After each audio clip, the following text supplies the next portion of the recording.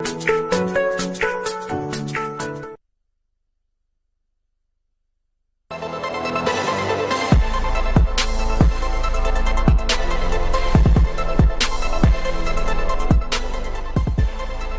2011, pas un jour ne passe sans que les médias du monde entier ne parlent du conflit syrien. Éditorialistes et experts, souvent autoproclamés, défilent sur les plateaux de télévision afin de nous édifier sur cette guerre qui bien souvent n'est traitée que d'un seul point de vue, celui de l'Occident. La condamnation systématique de l'action du régime de Bachar el-Assad et de ses alliés, en particulier la Russie de Vladimir Poutine, est devenue la norme sur bon nombre de chaînes d'information. Dans ce nouveau numéro d'Afro-Pertinent, le chroniqueur géopolitique Kémy Séba apporte un éclairage totalement nouveau au conflit syrien en traitant ce dernier d'un point de vue africain. Bonjour Kémy Séba. Je souhaitais connaître l'impact géopolitique de la guerre en Syrie sur les continents africains. Alors l'impact géopolitique il est dense, il est multiple, il est complexe, c'est le moins que l'on puisse dire. Multiple pourquoi? Parce que évidemment il y a un aspect militaire, un aspect social qui est présent, un aspect économique qui est présent dans cet impact aussi, mais le plus important cela c'est aussi sur le terrain à mon sens géostratégique parce que la guerre en Syrie a vu une recette s'étendre aux quatre coins du continent africain et qui est rentrée dans la mémoire de la plupart des membres des différentes chancelleries du continent. C'est quelque chose d'extrêmement important à rappeler. On parlait précédemment dans les chroniques précédentes d'Afro-Pertinent ce concept du souverainisme qui a été vendu, présenté par la Russie qui s'est présentée comme la nation championne justement de souverainisme aux quatre coins du globe. La Russie a consacré plus que jamais ce principe du souverainisme. Pourquoi? Parce que la guerre que Bachar el-Assad, la guerre de résistance que Bachar el-Assad mène contre à la fois les forces djihadistes et à la fois les dites nations occidentales coalisées qu'on pourrait synthétiser par les forces de l'OTAN, est une guerre qui se fait sous l'égide justement du principe structurel, du principe politique du souverainisme. Quelque chose qu'on se doit de rappeler. Quand la Russie s'accole à la Syrie, quand la Chine s'accole à la Syrie, et ces différentes nations, quand l'Iran et ses forces militaires que sont le Hezbollah, donc et in extenso le Liban, s'accordent à défendre mordicus contre vents et marées le régime de Bachar el-Assad, quel est le message sous-jacent qui est donné, qui est passé, qui est lancé à cette communauté dite internationale qui en réalité n'est qu'un amas d'un minimum de nations? C'est de préciser que la Syrie de Bachar el-Assad est une nation souveraine et qu'il est hors de question que les nations occidentales puissent décider ce qui est bon pour elles. Il faut savoir que à l'intérieur du continent africain, où bon nombre de nations ont vu des élections accoucher de manière pas forcément les plus saines et pas forcément les plus démocrates, les plus claires et les plus lisibles sur le terrain politique, ce message qui est que Occident, arrêtez de nous imposer votre politique, arrêtez de nous imposer votre velléité, arrêtez de nous imposer vos schémas politiques qui ne sont pas en harmonie forcément avec notre réalité. C'est quelque chose qui a été reçu 5 sur 5 par la plupart des chefs d'État, notamment en Afrique subsaharienne, mais pas seulement. Et de telle sorte que la Russie, pour être dans ce continuum des propos précédemment expliqués la semaine dernière, avec la chronique sur Vladimir Poutine, dans ce continuum-là, plus que jamais, la Russie est vue comme celle qui, en Syrie, a été capable de mettre une formule politique, une formule géostratégique qui peut être adaptable à bon nombre d'endroits dans les pays du Sud et notamment sur le continent africain. Et c'est pour ça qu'on a vu par exemple la Russie passer un certain nombre d'accords militaires, se rapprocher de nations telles que la Guinée équatoriale de Obiang Nguema, quelque chose d'important à rappeler. La Russie, par le biais de la diplomatie russe de Vladimir Poutine, a été aussi dans une démarche de passer un certain nombre d'accords et de conseils militaires avec les autorités aussi camerounaises, stratégiques. La complexité de la situation camerounaise est que il y a autant de partenaires qu'il y a quelque part de sujets politiques à traiter au Cameroun, et donc le Cameroun ne s'embourbe pas, on ne s'enferme pas, on peut peut-être même dire que c'est bien dommage, dans la création de partenariats réduits. Ils ont des partenariats multiples avec des nations parfois aux intérêts antagonistes, mais la Russie fait partie de ces partenaires-là. On a eu notamment aussi au Burundi, chez Nkurunziza. Voilà, chez Nkurunziza, la Russie aussi a été approchée. On a eu des balbutiements diplomatiques sur ce terrain-là, mais toujours dans cette vision des choses qui est que ce que la Russie était capable de faire en Syrie, en étant capable, contre vents et marées, de protéger une nation contre toute la communauté internationale et contre les tentatives de déstabilisation de l'État islamique dit prétendument État islamique, mais qu'on appellerait Daesh, eh bien, les nations africaines et un certain nombre de présidents africains mal aimés par la communauté internationale ont vu dans cette recette quelque chose qui était possible d'être appliqué chez elles. Donc ça, dans leur nation, je tiens à le préciser. Et donc ça, c'est une recette première sur le terrain déjà diplomatique qu'il est important, à mon sens, de recontextualiser. On se retrouve devant un dilemme important au niveau de la Corne de l'Afrique, où on voit une certaine porosité au niveau de frontières. Que peut-on faire aujourd'hui pour parer à tout cela, éradiquer en fait cet afflux de djihadistes qui rentrent en Afrique? La meilleure façon, comme on l'a dit précédemment, chers frères, déjà c'est de reprendre une méthodologie qui a marché en Syrie. La méthodologie qui a marché en Syrie, c'est être capable de s'entourer des bons alliés. Ça, c'est un premier point. On l'a dit, la Russie, la Chine sont des alliés géostratégiques qui peuvent permettre justement, parce qu'ils ont un poids au sein des Nations Unies, il y a un poids très important, ils ont le droit de veto, d'accord. C'est quelque chose qui peut enrayer un certain nombre de processus visant, pas simplement dans le droit de veto, mais visant aussi, de par la force de frappe des nations précitées, de résister de manière beaucoup plus efficace aux groupements djihadistes, beaucoup plus efficace que les nations occidentales qui disent les combattre, mais qui en même temps, bien souvent, sont accusées, dans leur partenariat avec les puissances, les pétromonarchies arabes, de les sponsoriser de manière générale. C'est aussi quelque chose que l'on doit dire, on l'a vu avec Boko Haram, ça crie à la diabolisation, à l'accusation d'un certain nombre de mouvements dits djihadistes, mais ces mouvements djihadistes-là, les armes qu'on retrouve généralement sont des armes issues des nations occidentales qui sont censées les condamner. Donc on est dans un jeu de dupes qui ne dupe en réalité plus personne, et c'est quelque chose d'extrêmement important à rappeler. Au-delà de ça, il y a aussi un rôle nécessaire qui se doit d'être repris par l'Union africaine. L'Union africaine est censée être l'organisme panafricaniste de référence. Qu'est-ce que l'Union africaine fait aujourd'hui? L'Union africaine n'a pas une démarche visant à lutter de manière efficace contre ces groupements djihadistes-là. Ces groupements djihadistes-là qui ont été plus que jamais dopés, reboostés par la toute-puissance et les premiers succès dans un premier temps de Daesh en Syrie. Mais il faut savoir que l'Union africaine qui marche avec une béquille aujourd'hui n'a pas empêché des gens comme Idriss Déby, le président tchadien, de prendre ses responsabilités. Ce qui fait qu'à l'intérieur de l'Union africaine, il y a aujourd'hui des présidents qui disent qu'il y a un certain nombre de zones du continent africain qui doivent être protégées, que l'Union africaine nous soutienne ou ne nous soutienne pas suffisamment, nous ferons le travail. Et de facto, quand des gens comme Idriss Déby, par exemple, lutte contre Boko Haram... Il est seul. C'est plus compliqué que ça. Il y a Barkhane, il y a Force Barkhane avec lui, etc. Voilà, c'est plus compliqué que ça, mais au fur et à mesure, l'Union africaine est en train progressivement de suivre le pas. Il faut aussi savoir que l'Union africaine, comme il disait Sankara, main qui donne, main qui dirige. Le problème de l'Union africaine, c'est qu'elle est financée par des fonds exogènes.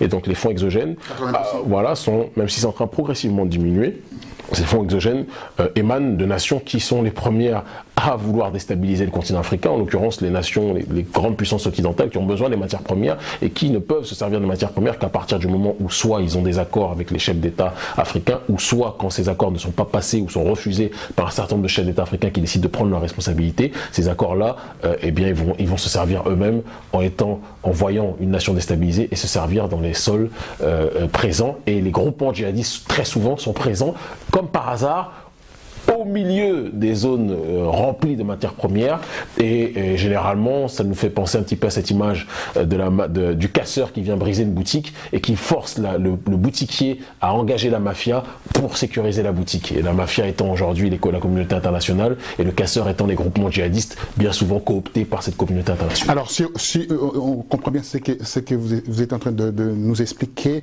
derrière cela il y a des multinationales, il y a des forces occultes qui veulent déstabiliser en fait Aujourd'hui, les choses sont moins occultes que ce qu'on voudrait nous faire croire. Dès qu'on parle d'occulte, généralement les gens ont tendance à parler de théorie du complot, donc je m'éloigne de ça. J'allais utiliser ce terme, mais je me suis éloigné un peu de ce terme. Je m'éloigne de ça en disant simplement qu'aujourd'hui, très clairement, évidemment, un certain nombre de nations occidentales, je prends l'exemple du Mali, qui est un exemple stratégiquement parlant extrêmement important. Le Mali aujourd'hui, comme par hasard, il y a un certain nombre de matières premières qui ont été découvertes, mais des gisements incroyables.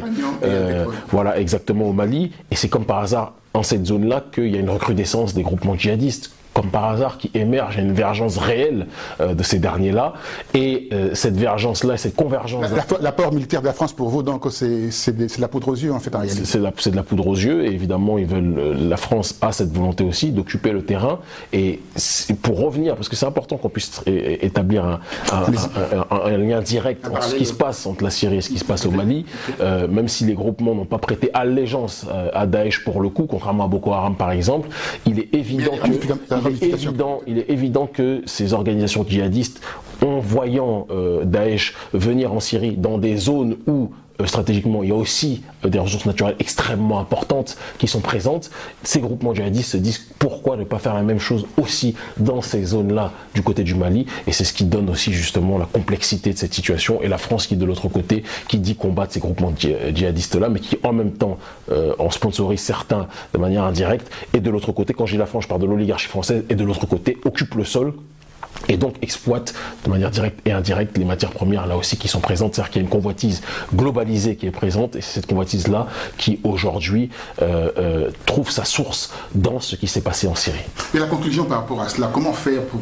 En fait, on peut faire un constat aujourd'hui, mais les solutions pour en sortir? Les solutions, on le dit, on le répète suffisamment, tant que le continent africain n'aura pas la capacité, les dirigeants africains n'auront pas la volonté d'établir des partenariats qui les verront gagnant-gagnant et non pas perdant-gagnant, ils seront toujours dans une dynamique d'être déstabilisés par des organisations et aidés par des organisations qui sponsorisent les mouvements djihadistes qui justement les déstabilisent. Donc on est obligé aujourd'hui de revoir la géopolitique avec clarté, avec sincérité, avec pragmatisme. Pourquoi toujours s'allier à des nations qui ont pour passif de nous piller hier et qui veulent aujourd'hui encore nous piller, et qui, si on ne fait rien pour que les choses changent, nous pilleront demain? L'Afrique a une responsabilité dans ce qui lui arrive. Il faut arrêter de pleurer toujours et de dire que dans ce qui se passe, c'est toujours l'autre qui fait le mal ou quoi que ce soit. Le puissant ne va jamais briser le banc sur lequel il est assis. La question, c'est pourquoi l'Afrique veut toujours passer ses alliances avec les mêmes nations qui passent leur temps à les déstabiliser. Ces mêmes nations sont celles qui ont essayé et qui essayent encore de renverser la Syrie. Et ce sont ces mêmes nations en Syrie qui essaient de renverser la Syrie, qui, parce qu'elles ont été refoulées, qui, parce que Bachar al-Assad a su s'entourer, d'accord, des bonnes nations, de bons partenaires qui ont une compréhension géopolitique du principe de souveraineté, tant que les chefs d'État africains ne comprendront pas cette nécessité aujourd'hui de migrer vers un souverainisme intégral, on ne sera pas dans une démarche visant à permettre au continent africain de connaître une stabilité réelle et d'éradiquer ce mal djihadiste qui, objectivement, s'il y avait un effort concerté de toutes les nations, pourrait disparaître en un rien de temps. Mais la réalité est que cette internationale djihadiste permet à un certain nombre de nations occidentales d'effectuer leur forfait à bon nombre d'endroits sur ce globe. Merci Kémy Séba. On se retrouve pour le prochain numéro. C'est moi qui vous remercie. Merci.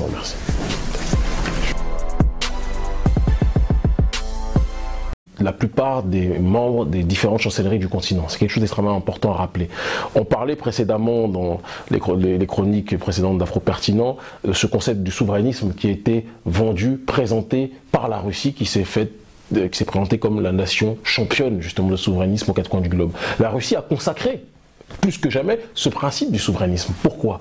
Parce que la guerre que Bachar al-Assad, la guerre de résistance que Bachar al-Assad mène contre à la fois les forces djihadistes et à la fois les dites nations occidentales coalisées qu'on pourrait synthétiser par les forces de l'OTAN, est une guerre qui se fait sous l'égide justement du principe structurel, du principe politique du souverainisme. Quelque chose qu'on se doit de rappeler. Quand la Russie s'accole à la Syrie, quand la Chine s'accole à la Syrie, et ces différentes nations, quand l'Iran et ses forces militaires que sont le Hezbollah, donc et in extenso le Liban, s'accordent à défendre mordicus contre vents et marées le régime de Bachar al-Assad, quel est le message sous-jacent qui est donné, qui est passé, qui est lancé à cette communauté dite internationale, qui en réalité n'est qu'un amas d'un minimum de nations? C'est de préciser que la Syrie de Bachar al-Assad est une nation souveraine et qu'il est hors de question que les nations occidentales puissent décider ce qui est bon pour elles. Il faut savoir qu'à l'intérieur du continent africain, où bon nombre de nations ont vu des élections accoucher de manière pas forcément les plus saines et pas forcément les plus démocrates, les plus claires et les plus lisibles sur le terrain politique, ce message qui est que Occident, arrêtez de nous imposer votre politique, arrêtez de nous imposer votre velléité, arrêtez de nous imposer vos schémas politiques qui ne sont pas en harmonie forcément avec notre réalité. C'est quelque chose qui a été reçu 5 sur 5 par la plupart des chefs d'État, notamment en Afrique subsaharienne, mais pas seulement. Et de telle sorte que la Russie, pour être dans ce continuum des propos précédemment expliqués la semaine dernière, avec la chronique sur Vladimir Poutine, dans ce continuum-là, plus que jamais, la Russie est vue comme celle qui, en Syrie, a été capable de mettre une formule politique, une formule géostratégique qui peut être adaptable à bon nombre d'endroits dans les pays du Sud et notamment sur le continent africain. Et c'est pour ça qu'on a vu par exemple la Russie passer un certain nombre d'accords militaires, se rapprocher de nations telles que la Guinée équatoriale de Obiang Nguema, quelque chose d'important à rappeler. La Russie, par le biais de la diplomatie russe de Vladimir Poutine, a été aussi dans une démarche de passer un certain nombre d'accords et de conseils militaires avec les autorités aussi camerounaises, stratégiques. La complexité de la situation camerounaise est que il y a autant de partenaires qu'il y a quelque part de sujets politiques à traiter au Cameroun, et donc le Cameroun ne s'embourbe pas, on ne s'enferme pas, on peut peut-être même dire que c'est bien dommage, dans la création de partenariats réduits. Ils ont des partenariats multiples avec des nations parfois aux intérêts antagonistes, mais la Russie fait partie de ces partenaires-là. On a eu notamment aussi au Burundi, chez Nkurunziza. Voilà, chez Nkurunziza. La Russie aussi a été approchée. On a eu des balbutiements diplomatiques sur ce terrain-là, mais toujours dans cette vision des choses qui est que ce que la Russie était capable de faire en Syrie, en étant capable, contre vents et marées, de protéger une nation contre toute la communauté internationale et contre les tentatives de déstabilisation de l'État islamique dit prétendument État islamique, mais qu'on appellerait Daesh, eh bien, les nations africaines et un certain nombre de présidents africains mal aimés par la communauté internationale ont vu dans cette recette quelque chose qui était possible d'être appliqué chez elles. Donc ça, dans leur nation, je tiens à le préciser. Et donc ça, c'est une recette première sur le terrain déjà diplomatique qu'il est important, à mon sens, de recontextualiser. On se retrouve devant un dilemme important au niveau de la Corne de l'Afrique, où on voit une certaine porosité au niveau de frontières. Que peut-on faire aujourd'hui pour parer à tout cela, éradiquer en fait cet afflux de djihadistes qui rentrent en Afrique? La meilleure façon, comme on l'a dit précédemment, chers frères, déjà c'est de reprendre une méthodologie qui a marché en Syrie. La méthodologie qui a marché en Syrie, c'est être capable de s'entourer des bons alliés. Ça, c'est un premier point. On l'a dit, la Russie, la Chine sont des alliés géostratégiques qui peuvent permettre justement, parce qu'ils ont un poids au sein des Nations Unies, il y a un poids très important, ils ont le droit de veto, d'accord. C'est quelque chose qui peut enrayer un certain nombre de processus visant, pas simplement le droit de veto, mais visant aussi, de par la force de frappe des nations précitées, de résister de manière beaucoup plus efficace aux groupements djihadistes, beaucoup plus efficace que les nations occidentales qui disent les combattre, mais qui en même temps, bien souvent, sont accusées, dans leur partenariat avec les puissances, les pétromonarchies arabes, de les sponsoriser de manière générale. C'est aussi quelque chose que l'on doit dire, on l'a vu avec Boko Haram, ça crie à la diabolisation, à l'accusation d'un certain nombre de mouvements dits djihadistes, mais ces mouvements djihadistes-là, les armes qu'on retrouve généralement sont des armes issues des nations occidentales qui sont censées les condamner. Donc on est dans un jeu de dupes qui ne dupe en réalité plus personne, et c'est quelque chose d'extrêmement important à rappeler. Au-delà de ça, il y a aussi un rôle nécessaire qui se doit d'être repris par l'Union africaine. L'Union africaine est censée être l'organisme panafricaniste de référence. Qu'est-ce que l'Union africaine fait aujourd'hui? L'Union africaine n'a pas une démarche visant à lutter de manière efficace contre ces groupements djihadistes-là. Ces groupements djihadistes-là qui ont été plus que jamais dopés, reboostés par la toute-puissance et les premiers succès dans un premier temps de Daesh en Syrie. Mais il faut savoir que l'Union africaine qui marche avec une béquille aujourd'hui n'a pas empêché des gens comme Idriss Déby, le président tchadien, de prendre ses responsabilités. Ce qui fait qu'à l'intérieur de l'Union africaine, il y a aujourd'hui des présidents qui disent qu'il y a un certain nombre de zones du continent africain qui doivent être protégées, que l'Union africaine nous soutienne ou ne nous soutienne pas suffisamment, nous ferons le travail. Et de facto, quand des gens comme Idriss Déby, par exemple, luttent contre Boko Haram... Il est seul. C'est plus compliqué que ça. Il y a Barkhane, il y a force Barkhane avec lui, etc. Voilà, c'est plus compliqué que ça, mais au fur et à mesure...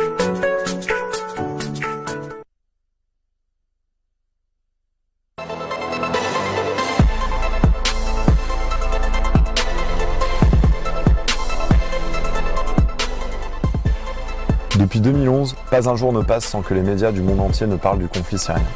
Éditorialistes et experts, souvent autoproclamés, défilent sur les plateaux de télévision afin de nous édifier sur cette guerre qui bien souvent n'est traitée que d'un seul point de vue, celui de l'Occident. La condamnation systématique de l'action du régime de Bachar el-Assad et de ses alliés, en particulier la Russie de Vladimir Poutine, est devenue la norme sur bon nombre de chaînes d'information. Dans ce nouveau numéro d'Afro-Pertinent, le chroniqueur géopolitique Kémy Seba apporte un éclairage totalement nouveau au conflit syrien en traitant ce dernier d'un point de vue africain. Bonjour Kémy Séba. Bonjour. Je souhaitais connaître l'impact géopolitique de la guerre en Syrie sur le continent africain. Alors l'impact géopolitique, il est dense, il est multiple, il est complexe, c'est le moins que l'on puisse dire.